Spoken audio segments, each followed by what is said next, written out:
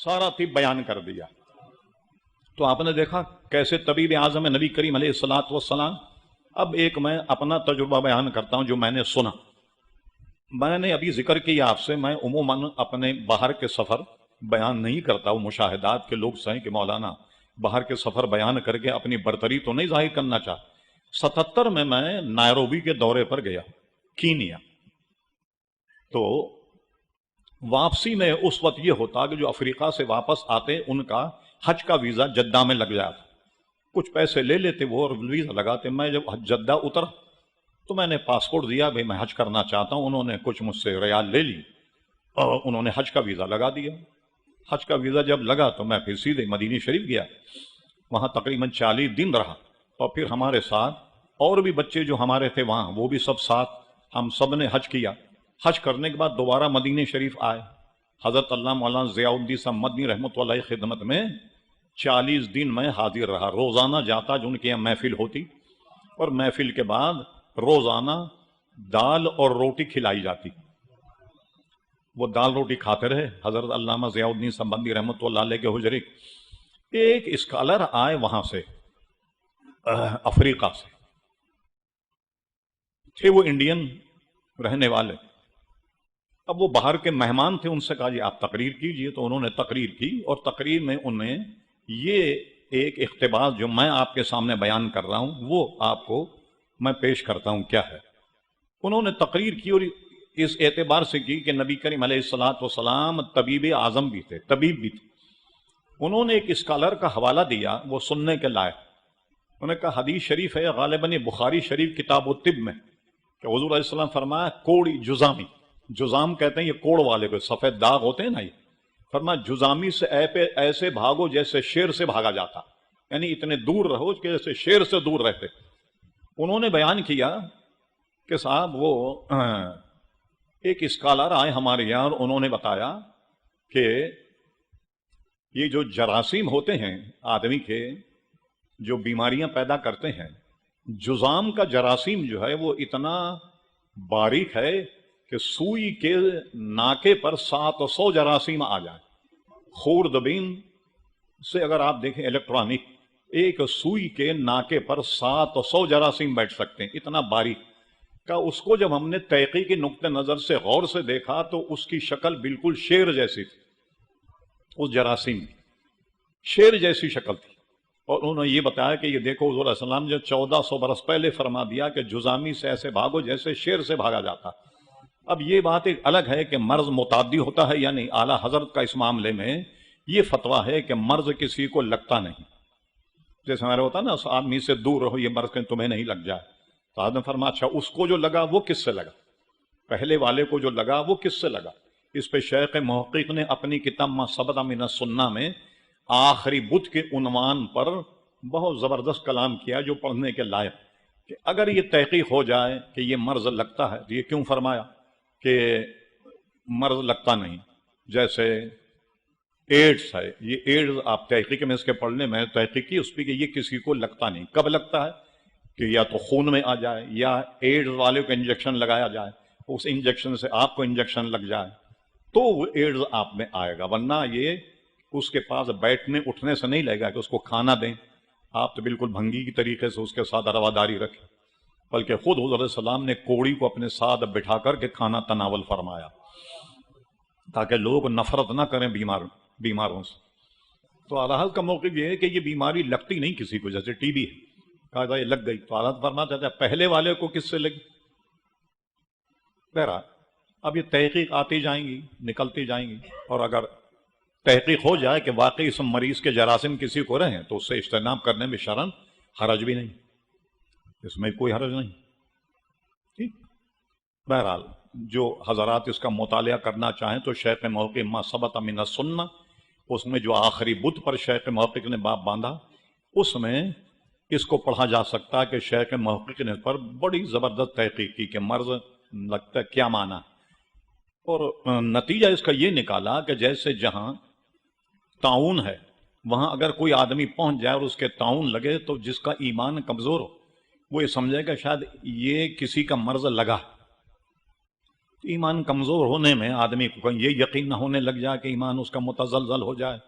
اس لیے بتا گیا کہ جہاں آپ رہتے ہیں اگر وہاں تعاون ہے تو آپ یہاں سے نکلیں نہیں، مت جائیں یہاں سے، جہاں ہے وہاں نہیں پہنچے آپ. تو بہرحال بے شمار امراض ایسے، سب کا نتیجہ خلاصہ یہ کہ جس مریض کو دیکھ کر آپ یہ دعا پڑھیں انشاءاللہ تبارک و تعالیٰ وہ مرض یا وہ حادثہ آپ کے ساتھ ساری زندگی پیش نہیں آئے گا. اور اس میں شرط کیا ہے کہ یقین محکم چاہیے. ہر معاملے میں یقین محکم جب تک نہ ہو اس وقت تک بات بنے گی نہیں. جیسے اعلیٰ حضرت فرماتے ہیں، ان کی زندگی سے سبق لیں. یہ حج کے سفر نامے میں کہیں اعلیٰ حضرت لکھا، کسی نے لکھا، حج پہ جب گئے تو ایک جگہ ایسی ہے کہ جہاں فرمایا گیا کہ یہاں غسل کرنا سنت، اور اعلیٰ حضرت کو بخار آ رہا تھا. اعلیٰ حضرت غسل کرنے بیٹھے تو علماء ساتھ تھے. انہوں نے کہا حضور آپ کو بخار، اور بخار میں غسل کریں گے تو حج کرنا، کہ ایسا نہ ہو کہ مرض بڑھ جائے.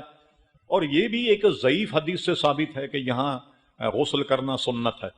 اعلیٰ جو جواب دیا ہے وہ کتنا شاندار ہے. جو یہاں علماء موجود ہیں وہ بھی، جو طلبہ ہیں وہ بھی غور سے سنیں. فرما حدیث تو ضعیف ہے مگر اللہ تعالیٰ سے امید تو قوی ہے نا ثواب کی. حدیث اگرچہ ضعیف ہو مگر اللہ سے ثواب کی امید تو قوی ہے. تو اللہ سے امید اگر قوی ہے اور ایمان پختہ ہے پھر یہ کہ اس پر عمل کیا جائے. اب میں اپنے کارکنوں سے کہوں گا کہ نہایت نفس زدہ بیٹھیں، یہ دعا آپ تک پہنچائی جائے گی. اٹھیں بھائی، جن کارکنوں کے پاس یہ دعا ہے سب کو دیجیے. ہر ایک سے میں کہوں گا کہ یہ دو لیں آپ، ایک اپنے لیے اور اپنے گھر والوں کے لیے. جیسے بیٹھ کر آپ اپنے بچوں کو سبق یاد کراتے ہیں، یہ دعا یاد کرائیے اپنی بیوی کو، اپنے بچوں کو. اور اس میں ایک فائدہ تو یہ کہ وہ بیماری انہیں نہیں لگے گی اور آپ کا پیسہ بھی بچے گا. آپ جانتے ہیں آغا خان، میں مریض رہا، وہ تو کاؤنٹر پر جناب وہ 2 لاکھ روپے لے کے آپ کو بستر پہ لٹاتے ہیں. تو کتنے پیسے بچیں گے آپ کے؟ 2 بھائی تقسیم کرو ذرا نظم و ضبط کے ساتھ، کسی کو تکلیف نہ ہو، اندر آ جائیں اور سب کو دیتے جائیے. اور اس پر جو حضرات سی ڈی استعمال کرتے ہیں، اس پر سی ڈی بھی ہماری تیار، جو ہم نے اپنے یہاں میمن مسجد میں تقریر کی تھی طب نبوی پر. 2 جمعے اس پر ہم نے تقریر کی. یہ لیجیے، یہ لیجیے مولانا حبیب الرحمان. یہ ہاں، اور بھی 2-3 حضرات اٹھ جائیں، ذرا ادھر سے شروع کریں. کچھ جو باہر حضرات یہ دیں، صوفی صاحب کو ذرا باہر بھی دیتے رہیں گے.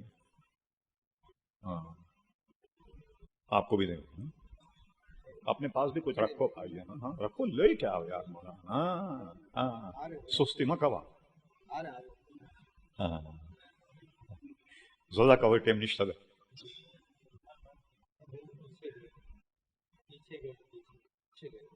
جو حضرات پیچھے بانٹ دیں، جو ہمارے بھائی کھڑے ہوئے سب کو دے دیجئے. پہلی فرصت میں یہ دعا یاد فرمائیے آپ.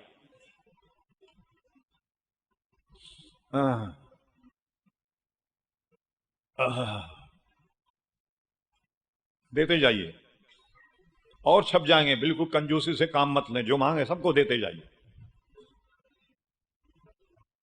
اچھا صاحب 1 گھنٹہ ہو گیا مولانا. 1.5 گھنٹہ ہو گیا. اوہ میں بیمار آدمی جناب، 1.5 گھنٹہ ہو گیا مجھے بولتے ہوئے. تب میرا خیال ہے مجھے ختم کرنا چاہیے.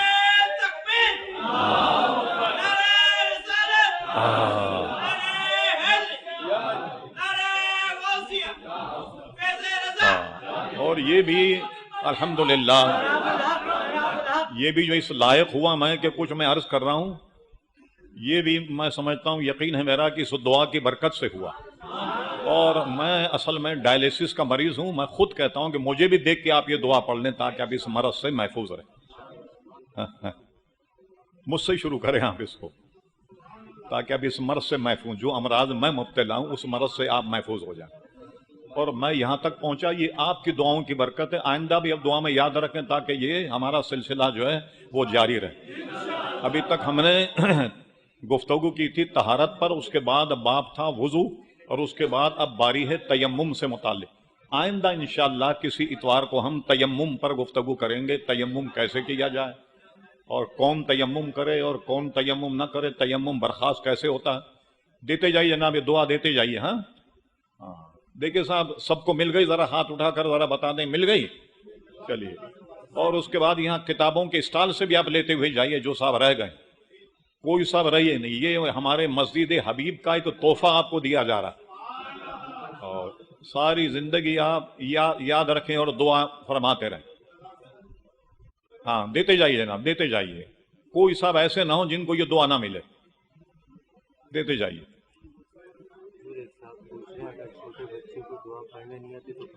دم کر دیں اس میں، ہاں یہ کدھر، ہاں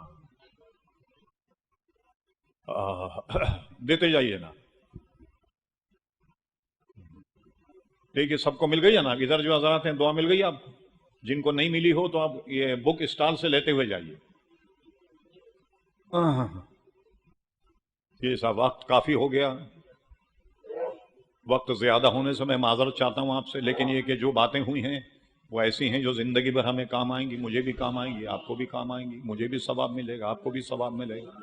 اور آپ سے گزارش ہے کہ آپ اتوار کی اس نشست میں ضرور شرکت فرمایا کریں۔ میں نہیں بھی رہا تو ہمارے حضرت علامہ مولانا تاج نواب صاحب بہت بہترین درس دیتے ہیں، اب ان کا درس سنیں، دیتے جائیے جناب دعائیں۔ اور ہو گیا بھائی سب اندر ہو گیا؟ چلیے ہاں بس ٹھیک، مولانا آپ دعا فرمائیے۔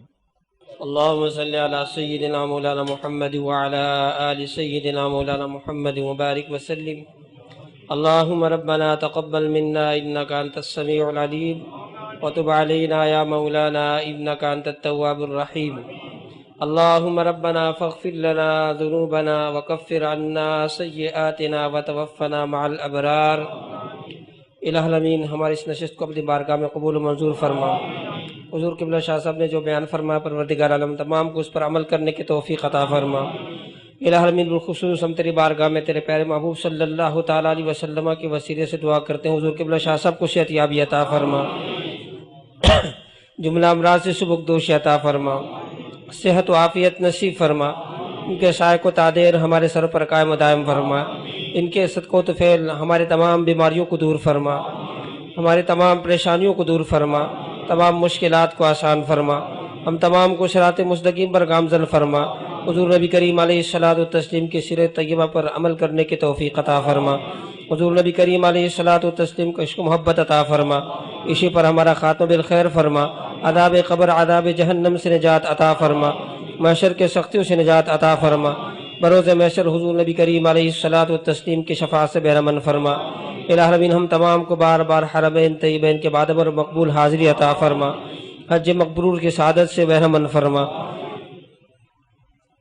ان اللہ وملائکتہ یصلون علی النبی یا ایہا الذین آمنوا صلوا علیہ وسلموا تسلیما۔ اللہم صل علی سیدنا مولانا محمد معود الجود والکرم وآلہ وبارک وسلم صلاۃ وسلاما علیک یا سیدی یا رسول اللہ۔ سبحان ربک رب العزۃ عما یصفون وسلام علی المرسلین الحمدللہ رب العالمین۔ آپ حضرات سے گزارش ہے جو صاحب حیثیت حضرات ہیں وہ بھی اس دعا کو چھاپ کر فی سبیل اللہ اپنے احباب میں تقسیم فرمائیں، انشاءاللہ بہت ثواب ملے گا آپ کو۔